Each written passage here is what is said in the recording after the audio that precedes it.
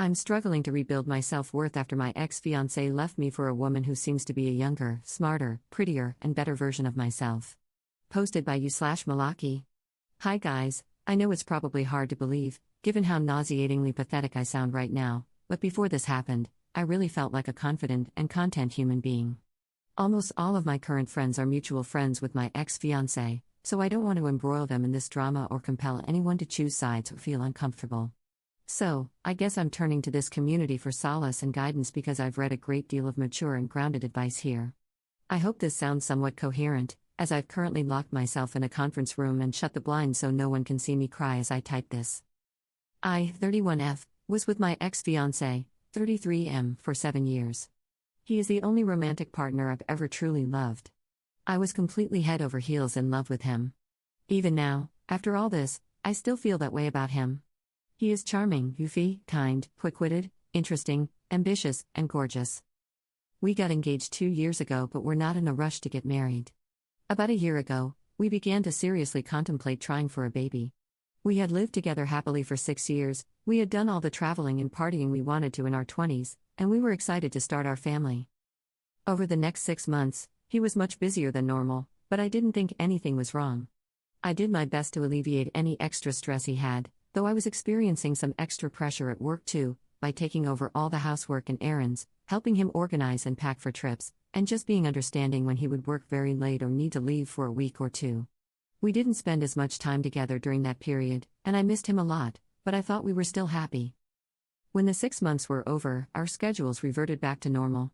I felt relieved until I started to notice him becoming more distant despite the fact that we finally had more time together. He started going on his phone more frequently when we were together and seemed to be more protective of it. I'm not generally a jealous person, and I trusted him completely, so I didn't think much of it.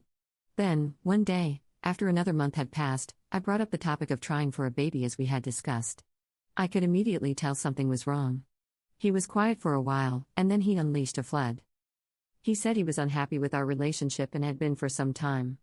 He said that he cared about me deeply but that the spark in our relationship had died, and that he had tried to convince himself he could live without that spark but had ultimately decided that he couldn't. He said I had done nothing wrong and, in fact, was the perfect partner, but that didn't change the fact that he couldn't shake this nagging feeling that I wasn't the one for him. He said he didn't want to hurt me but couldn't condemn himself to a lifetime of settling for someone who wasn't his dream girl, even though he didn't know if his dream girl existed. He said he was sorry, but he couldn't live a lie anymore. I don't think I said a single word as he was telling me all this because I just felt so utterly shocked and blindsided. I just stood there, staring and listening, crying silently. When he finished, all I could utter was something like, "Okay. I'm sorry, I didn't know. Do you still love me?" He paused for a while and then said that he loved me but wasn't in love with me anymore. We proceeded to spend the whole night discussing his feelings and our relationship until we were both so exhausted we couldn't cry anymore, and the sun was coming up. He said he was sorry again and that it was probably best if he stayed at a friend's place, so he packed up some stuff and left. That was about 5 months ago. We never really talked in person again. His brother and his best friend came over that weekend to get the rest of his stuff, and I just left while they were packing because I couldn't stand to be there. I felt so shocked, numb, traumatized, and tired that I didn't even cry much. I couldn't really process what was happening as I went through the motions of moving out and explaining the situation to my family. When I finally moved into my new place and sat alone with my boxes, I completely broke down. I could not stop crying and dry heaving. I ended up using 5 vacation days to take a week off work, which really irked my manager. I could not get out of bed. I barely ate, living off this old tub of peanut butter. I looked through all our old pictures and tried to figure out where it all went wrong. Then, for 4 months, I tried my best to move on. I deleted all my social media apps so I wouldn't have to see him. I dove into work. I ramped up my hobbies. I exercised to keep my mind occupied. I met with friends and family and pretended everything was okay. I started going to my therapist again, which helped a bit. I finally thought I could see the light at the end of the tunnel. Then, a month ago, I ran into a mutual friend from college. She said it was really sad to see that we weren't together anymore and surprising to see he had moved on so fast. I told her I wasn't keeping up with him anymore but that I was doing okay. When I got home, even though I knew it was a terrible idea, I re-downloaded Instagram and went to his profile. His latest picture was of him at his cousin's wedding with his arm around a gorgeous girl. All the old pictures of him and me were gone from his profile. Again, I knew it was a terrible, self-destructive idea. But I went to the girl's profile and Googled her. She, 24F, is literally a younger, smarter, prettier, and better version of me. We both studied at the same university, but she completed a prestigious program that I was rejected from. We both have green eyes and brown hair, but she is far prettier, legitimately looks like a model, and has tens of thousands of followers even though she's not an influencer or anything. In fact, we both work at the same company. I'm pretty sure my ex met her through work, but she landed a job in a prestigious division right out of undergrad and likely makes more money than me. She is an improved version of me, 7 years younger. And the love of my life is dating her. For the past month, I've been spiraling. I can't stop stalking my ex-fiancé and this girl. I look at her Instagram every day and torture myself with her gorgeous pictures. She's posted a dozen pictures with my ex over the past few months, and he looks so happy, healthy, and fit. They've gone on trips together, he's brought her to his hometown, and he's even posted a picture of them with a mushy caption, which he never did when we were together.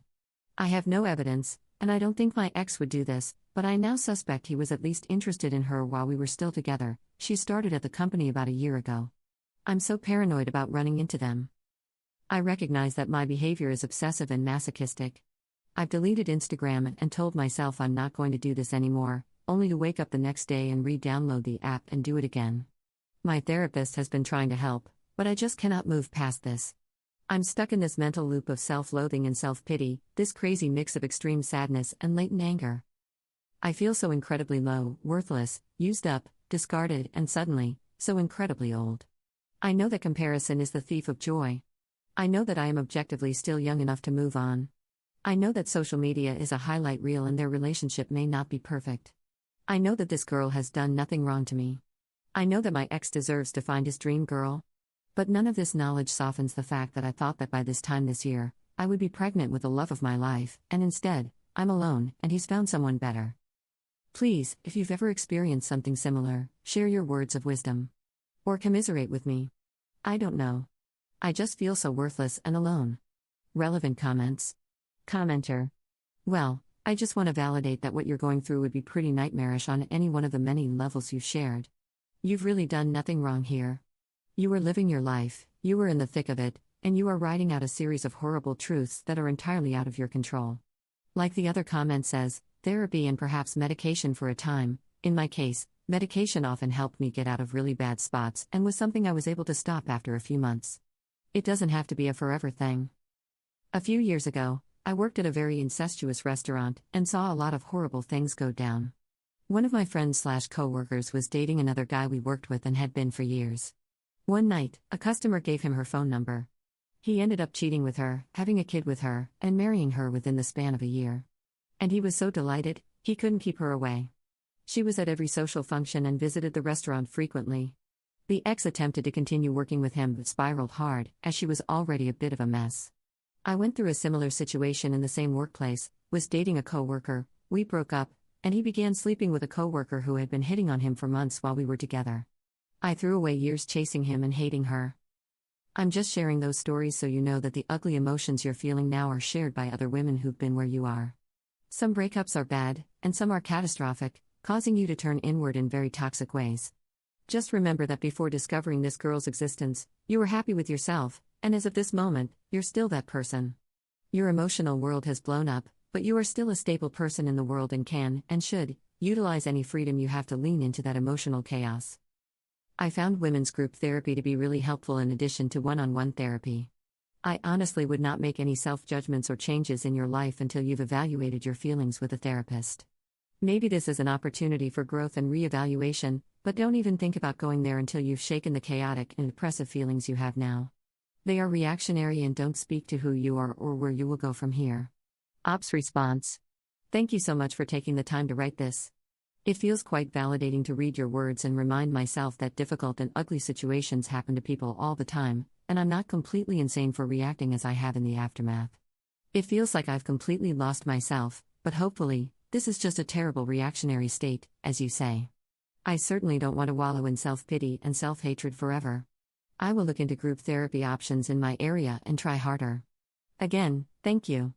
Update 3 months later. Hi again, Reddit. It's been about 3 months since I posted about my struggle to move past my 7-year relationship with my ex-fiancé. While I cringe when I think about the pathetic state I was in when I wrote that post, sobbing alone in that conference room, I was stunned by the empathetic, mature, and helpful advice I received from members of this subreddit. These past few months have been an absolute roller coaster, and I thought I owed this subreddit an update, given how much solace and guidance you all gave me during some of my darkest days. I don't think things would have worked out nearly as well if I had continued to bottle up those festering emotions and isolate myself, so I'm grateful for every single person who commented and messaged me. Thank you, thank you, thank you. So, here's what happened. The night I made that post, I finally blocked my ex-fiancé and his girlfriend on Instagram, as many of you suggested. I think actually verbalizing how obsessive and masochistic my behavior was, instead of keeping it all inside, and finally feeling validated in my emotional reactions after reading your sympathetic comments, instead of feeling alone and crazy, clicked something in my brain.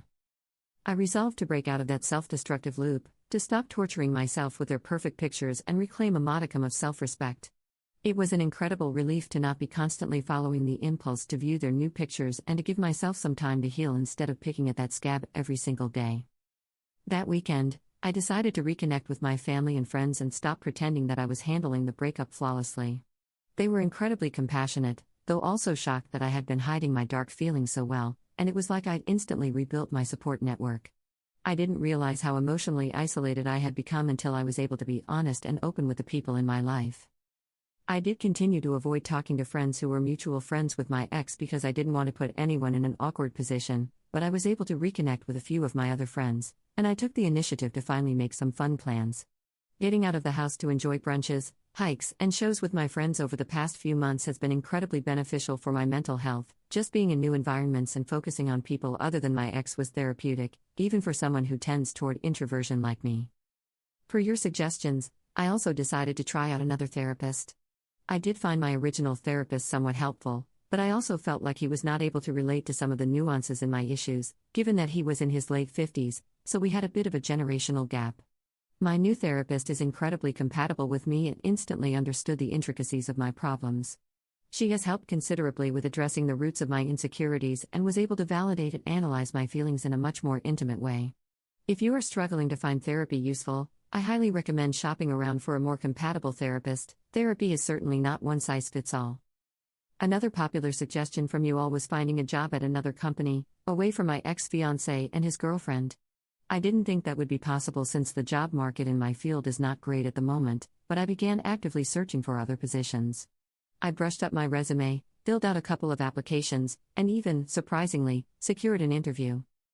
Then, out of the blue, someone above me in my division quit to join a competitor. The senior managers were quite eager to fill his role quickly, so they decided to go with an internal hire. And after 5 or 6 rounds of interviews, God, I absolutely dread interviews, I got the job. I'm so grateful for this promotion. Not only is the salary substantially better, but the hours are actually more consistent as well. It's crazy, I feel like the momentum of my life has shifted so quickly. And I finally have an office. It's tiny, but I really enjoy it. The only downside was that this promotion also meant I would have to continue working in the same building, albeit a very large building, as my ex. And as I left work before Christmas, the moment I'd been dreading came. I ran into my ex as I was leaving the office. We exchanged a few pleasantries, and he complimented my new haircut. I thanked him, wished him well, and said I had to hurry to catch the next train. I wish I could say I felt cool and collected, but I was so nervous to see him again for the first time in 6 months that I was almost shaking. On the commute home, I calmed down and actually thought, hey, that wasn't so bad. He looked good, but I didn't feel a rush of sadness or desire or anything. I mostly just felt awkward, like we'd become strangers again. I didn't feel that familiar impulse to stalk his Instagram and actually felt happy to see that he was doing okay since I'd cared for him for so many years. I felt like, at last, I was really moving forward. The next day, I woke up to a dozen messages from my ex-fiancé. They started at around 2 a.m. and were slightly incoherent in parts, so I'm guessing he was a bit drunk when he sent them. They were all long walls of text, which surprised me because he's not typically big on verbalizing his emotions. He wrote that he hadn't been able to stop thinking about me since we ran into each other outside the office, that he was sad that we weren't friends anymore because I still felt like his best friend, and that he regretted how everything went down. He said he questioned whether he'd made a huge mistake in a moment of weakness and screwed his whole life up, and that he couldn't help but regret it all when he saw me. He apparently noticed that I blocked him on Instagram, which I found funny, given how intensely I had been stalking his Instagram, and said that made him really sad. I gathered from his messages that he'd likely broken up with the woman I'd seen on his Instagram because he said that he felt like he had been searching for some ideal woman who doesn't exist and that he wanted to reignite our spark after failing to find that same spark with other people. I'm not going to lie, it was shocking to read his text, and I was trembling and struggling to process a lot of it at first.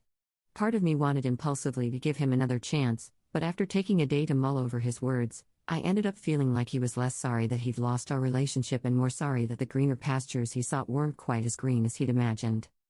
I tried to respond kindly but firmly, saying that I really treasured and appreciated our relationship but that I felt like I could no longer trust him to the same degree I once did and that it would be confusing and painful for us to become friends in the near future. I told him how hurt I felt when he blindsided me after promising that nothing was wrong and how I struggled for a long time to figure out what was missing in our relationship. But ultimately, I felt that as long as he thought the missing part was so crucial that he wanted to leave after all those years together, then we probably weren't meant to be together. I wished him the best. He didn't respond to my messages. I was a bit shaken by the whole thing, but I proceeded to enjoy my holiday break with my family and even elected to go to my friend's New Year's Eve party, which I was considering skipping. Well, I'm super glad I didn't skip the party because I ended up meeting a wonderful man there. He's funny, intelligent, cute, interesting, and compassionate, and he's eager to settle down and have kids after also recently exiting a long-term relationship. We've gone on 3 dates so far, and at the risk of sounding too enthusiastic, they've been the best dates of my life. We want to take it slow since we were both in long-term relationships a year ago, but we've been stunned by how compatible our personalities, interests, and goals are. Frankly, we're both quite keen to start a family as soon as possible. So while I'm trying not to be overly confident in this relationship, I'm also super excited to see where it goes. In conclusion, thanks in large part to the advice I received 3 months ago in this subreddit, I've emerged from a very dark place and am now cautiously optimistic about my future for the first time in a long time.